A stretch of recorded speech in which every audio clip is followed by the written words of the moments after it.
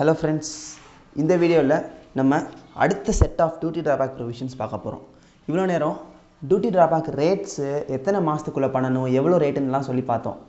அடுத்து நம்ம பார்க்க போகிறது negative list of duty drawback.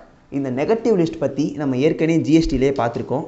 என்னென்னா அந்த பர்டிகுலர் சொல்லப்படுற ஐட்டமுக்கு ஜிஎஸ்டி கிடையாதுன்னு சொல்லி அதில் பார்த்தோம். ஷெட்யூல் 3 அப்படிங்கிறதெல்லாம் ஞாபகப்படுத்தி பாருங்கள். இந்த வீடியோஸ் பார்க்காதவங்க ப்ரீவியஸ் வீடியோ பார்த்துட்டு வாங்க. இது ரிலேட்டட் கிடையாது, ஆனால் நெகட்டிவ் லிஸ்ட் அப்படிங்கிற ஒரு கான்செப்ட் வந்து சேம் கான்செப்ட். அங்கே எப்படி வந்து நெகட்டிவ் லிஸ்ட்டில் சொல்லப்படுற ஐட்டமுக்கு ஜிஎஸ்டி கிடையாதுன்னு சொல்லி பார்த்தோமோ, அதே மாதிரி இந்த நெகட்டிவ் லிஸ்ட்டுக்கு வந்து டியூட்டி ட்ராபேக் கிளைம் பண்ண முடியாது. அதுதான் இங்கே ப்ரொவிஷன். என்னென்ன அதுக்கு டியூட்டி ட்ராபேக் கிளைம் பண்ண முடியாதுங்கிறத பார்த்துட்டு இந்த வீடியோலேயே நெக்ஸ்ட் எண்டிங்கில் வந்து ஒரு சம் ஒர்க் அவுட் பண்ணிடுவோம். இதுலேயும் நமக்கு ஒரு சம் ப்ரொவிஷன் இருக்குது. First duty drawback amount is less than 50 rupees. 50 விட வந்து நமக்கு வந்து 50 ரூபாயை விட டியூட்டி ட்ராபேக் அமௌண்ட் கம்மியாக இருக்குன்னா டியூட்டி ட்ராபேக் கிளைம் பண்ண முடியாது. நெகட்டிவ் சேல்ஸ்னால் எல்லாருக்குமே தெரியும், சேல்ஸ் வந்து மைனஸில் இருக்குது. அந்த கேஸில் வந்து நம்ம வந்து டியூட்டி ட்ராபேக் கிளைம் பண்ண முடியாது. சென்வாட் கிரெடிட், இந்த சென்வாட் கிரெடிட் வந்து நம்ம ஏற்கனவே வந்து வேட்டுக்கும் சிஎஸ்டிக்கும் வந்து டியூட்டி ட்ராபேக் கிடையாதுன்னு சொல்லி பேசிக் ப்ரொவிஷன்லேயே பார்த்துட்டோம். அதே தான் இங்கே கொடுத்துருக்காங்க. ஒரு பொருளுக்கு சென்வாட் கிரெடிட் அவைல் பண்ணிட்டோம்னா டியூட்டி ட்ராபேக் கிளைம் பண்ண முடியாது. அடுத்து இது இம்பார்ட்டண்ட்டான ஒரு பாயிண்ட்டு, டியூட்டி ட்ராபேக் அமௌண்ட்டுன்னு ஒரு அமௌண்ட் நமக்கு இருக்குல்ல, அமௌண்ட் நமக்கு இந்த போன வீடியோவில் 98 போட்டு கண்டுபிடிச்சோம்ல, அந்த அமௌண்ட் வந்து 1/3 ஆஃப் மார்க்கெட் வேல்யூவை விட அதிகமாக இருக்குது. மொத்த மார்க்கெட் வேல்யூ ஆஃப் குட்ஸ் அந்த எக்ஸ்போர்ட்ஸில் 1/3 விட டியூட்டி ட்ராபேக் அமௌண்ட் அதிகமாக இருக்குன்னா அப்போ டியூட்டி ட்ராபேக் கிளைம் பண்ண முடியாது. அடுத்து நேபாள் அண்ட் பூட்டானுக்கு ஒரு பொருளை எக்ஸ்போர்ட் பண்ணியிருக்கோம். அந்த எக்ஸ்போர்ட் பண்ணதுக்குலேருந்து வர்ற பணம் இருக்குல்ல, அந்த பணத்தை ஹார்ட் கரன்சியில் ரிசீவ் பண்ணலைன்னா டியூட்டி ட்ராபேக் கிளைம் பண்ண முடியாது. நல்லா ஞாபகம் வச்சுக்கோங்க, நேபாள் அண்ட் பூட்டானுக்கு எக்ஸ்போர்ட் பண்ணியிருக்கோம். அந்த எக்ஸ்போர்ட் பண்ணதுலேருந்து நமக்கு வர்ற பணத்தை வந்து ஹார்ட் கரன்சியில் ரிசீவ் பண்ணாமல் விட்டுட்டோம்னா நமக்கு வந்து டியூட்டி ட்ராபேக் கிளைம் பண்ண முடியாது. இது ஒரு இம்பார்ட்டன்ட் பாயிண்ட். அடுத்து எஃப்ஓபி வேல்யூன்னு சொல்லி கஸ்டம்ஸில் கண்டுபிடிச்சோம். அந்த எஃப்ஓபியில் 1% விட வந்து டியூட்டி ட்ராபேக் அமௌண்ட் வந்து கம்மியாக இருக்கக்கூடாது.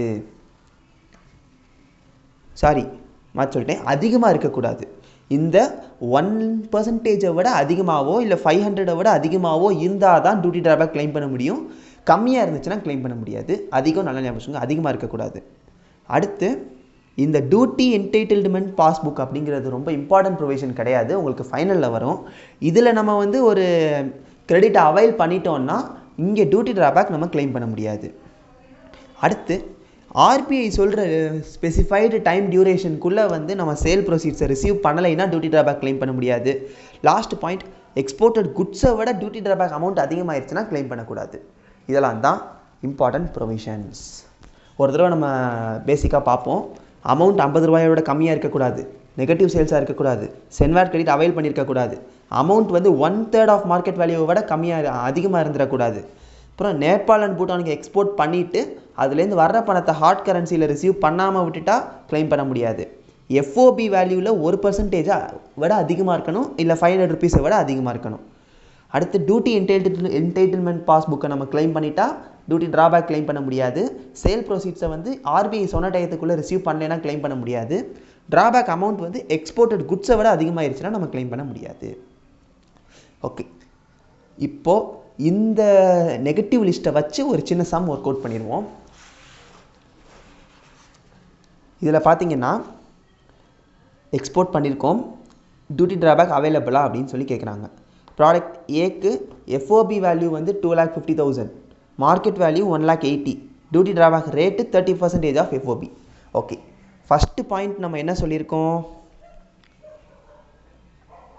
இந்த மார்க்கெட் ப்ரைஸ் கொடுத்துருக்கிறதுனால நம்மளோட ட்ராபேக் அமௌண்ட் வந்து மார்க்கெட் ப்ரைஸில் 1/3 விட அதிகமாக இருக்கக்கூடாதுன்னு சொல்லி நம்ம பார்த்துருக்கோம்.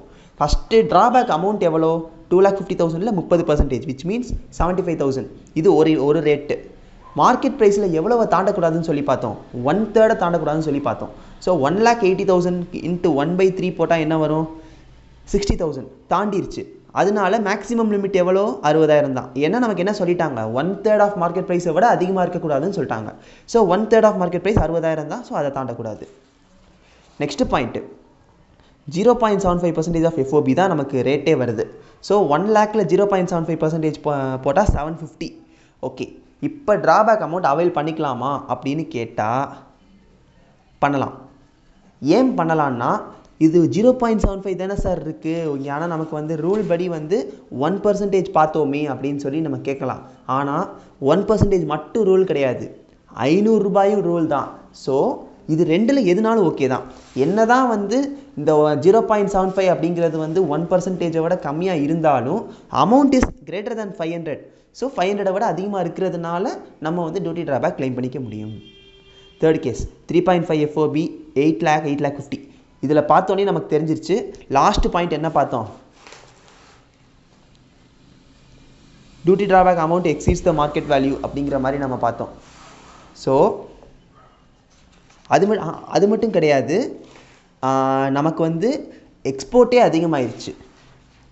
மார்க்கெட் ப்ரைஸ் இது எக்ஸ்போர்ட்டை விட மார்க்கெட் ப்ரைஸே நமக்கு வந்து அதிகமாக இருக்குது. ஸோ இந்த கேஸில் வந்து நம்ம ஆட்டோமேட்டிக்காக டியூட்டி ட்ராபேக் கிளைம் பண்ண முடியாது. அடுத்து இது நல்லா ஞாபகம் வச்சுக்கோங்க, மார்க்கெட் ப்ரைஸ் அதிகமாகிட்டதுனால சொல்கிறேன், வேறு எந்த ரீசனும் கிடையாது. மார்க்கெட் ப்ரைஸ் வந்து எக்ஸ்போர்ட்டட் குட்ஸை விட அதிகமாக இருக்குது, அதனால் கிளைம் பண்ண முடியாது. அடுத்த பாயிண்ட் 1.5% ஆஃப் FOB 2000க்கு போட்டால் வெறும் 30 rupees வருது. ஏற்கனவே நம்ம என்ன பார்த்துட்டோம், அமௌண்ட் வந்து 50 ரூபாயை விட கம்மியாக இருந்துச்சுன்னா டியூட்டி ட்ராபேக் அமௌண்ட் கிடையாதுன்னு சொல்லி பார்த்தோம். இந்த கேஸில் 30 ரூபாய் தான் வருது. ஸோ அந்த 30 ரூபாயை நம்ம கிளைம் பண்ண முடியாது. இதெல்லாம் தான் நெகட்டிவ் லிஸ்ட். இப்படி தான் எக்ஸாமில் சம் வரும்.